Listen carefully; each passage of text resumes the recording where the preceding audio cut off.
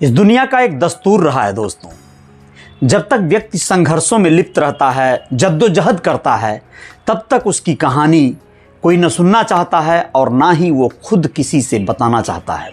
बताए भी तो क्या फ़ायदा।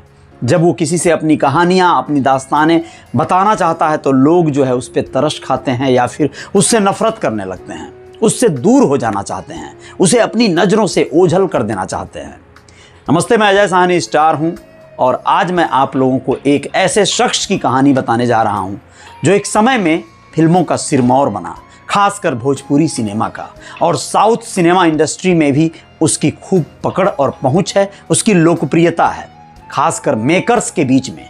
मेकर्स इसलिए भी उस शख्स को साउथ इंडस्ट्री में काम करवाते हैं ताकि उससे एक बड़ी ऑडियंस जो उत्तर भारत की है वो पकड़ में आ जाए। जी हाँ, मैं बात कर रहा हूँ उस महान अभिनेता रवि किशन की।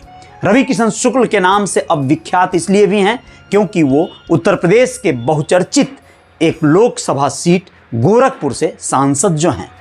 दोस्तों, रवि किशन का जीवन इतना आसान नहीं रहा। उन्होंने अपनी ज़िंदगी में बहुत बड़ा संघर्ष और जद्दोजहद किया है, तब जाकर वहाँ तक पहुँचे हैं। ये बात अलग है कि संघर्ष के दिनों की कहानियाँ लोगों तक अब आ रही हैं। जानते हैं, दरअसल संघर्ष इसलिए भी बढ़ जाता है व्यक्ति का कि वो जिस मकसद को पाना चाहता है उसे पा नहीं पाता है, उसमें समय लगता है, उसमें तमाम व्यवधान आते हैं। रवि किशन जब शुरुआती दिनों में फिल्मों में छोटे मोटे किरदार किया करते थे तो उन्हें बहुत ज़्यादा पैसे पहले तो मिलते नहीं थे। कई बार तो ऐसे भी हालात हुए कि फिल्म में काम तो कर दिया, पैसे मिले ही नहीं, डूब गए। फिर भी वो व्यक्ति हार नहीं माना, लगा रहा अपने मकसद के पीछे। हमेशा लगातार कोशिशें जारी रहीं। यहाँ तक स्ट्रगल के उन दिनों में एक ऐसा दौर आया जब उनकी शादी हो गई थी और उनकी पहली बेटी का जन्म होना था और वो अपनी पत्नी को अस्पताल में भर्ती करवा देते हैं। रवि किशन के बारे में ये बात बहुत इमोशनल है कि उनकी बड़ी बेटी रीवा किशन का जब जन्म हुआ तो उनके पास इतने पैसे नहीं थे कि वो उस हॉस्पिटल का बिल भुगतान करके उसे घर ला सकें। बहुत मशक्क़त करनी पड़ी, बहुत परेशानियां इधर उधर से किसी तरह से मांग कर, कर्जे या जो कुछ भी कह लीजिए, सहयोग लेकर किसी तरह से वो अपनी बेटी को घर ला सके। लेकिन वही बेटी के जन्म के बाद उस व्यक्ति की जो तकदीर बदली, या फिर यूं कहें कि उनके कार्य में जो धार आ गई, वो देखने योग्य थी। फिल्म थी तेरे नाम। सलमान खान मुख्य भूमिका में थे और ये एक चोटी वाले, एक सीधे साधे भोले भाले ज्योतिष के किरदार में इनको एक बहुत सामान्य सी भूमिका मिल गई थी। राधे नाम था। अब ये राधे पंडित जी की भूमिका में इस तरह से काम किए, लोग इनको उसके बाद से पहचानने लगे। एक बड़ा तबका, खास करके बॉलीवुड वाला।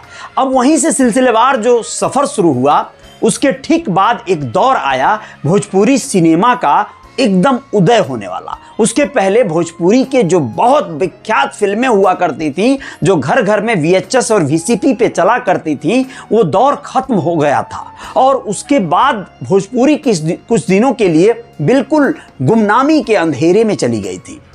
तेरे नाम फिल्म के बाद मोहन जी प्रसाद करके एक प्रोड्यूसर और डायरेक्टर हुआ करते थे, जिन्होंने अपनी फिल्मों के लिए रवि किशन को काम देना शुरू किया। फिल्में भोजपुरी भाषा की थी।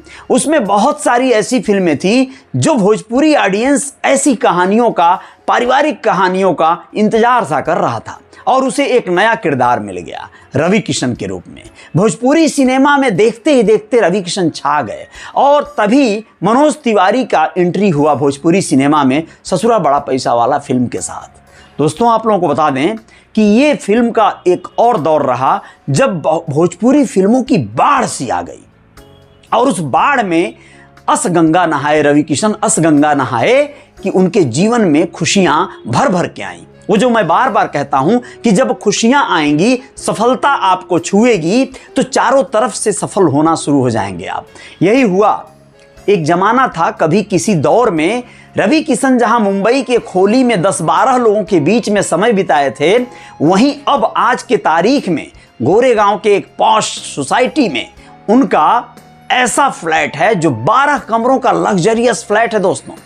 टेरिस है उसमें बहुत सारी चीजें हैं, जिम बनाया हुआ है उन्होंने और अपने 3 बेटियों, 1 बेटे और पत्नी के साथ वहां पे रहते हैं।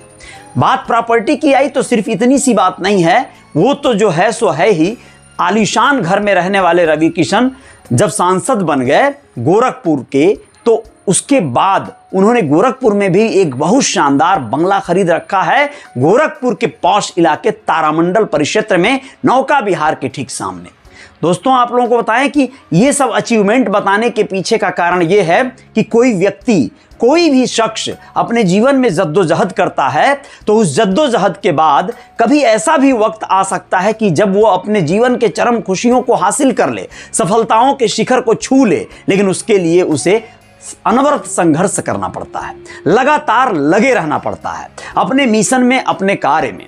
जब उसे सफलता मिल जाएगी तो एक पाथ पे सफलता मिल गई तो उसे हर मोड़, हर डगर पे सफलता मिलनी शुरू हो जाएगी।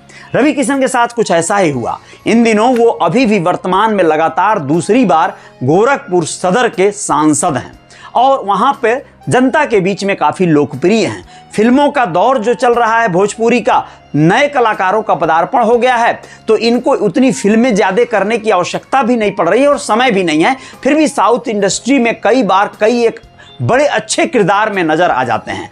बात नकारात्मक भूमिकाओं की ले सकते हैं आप, लेकिन कलाकार का जीवन कुछ भी हो सकता है, वो सकारात्मक, नकारात्मक, हास्यास्पद किसी भी भूमिका में हो सकता है।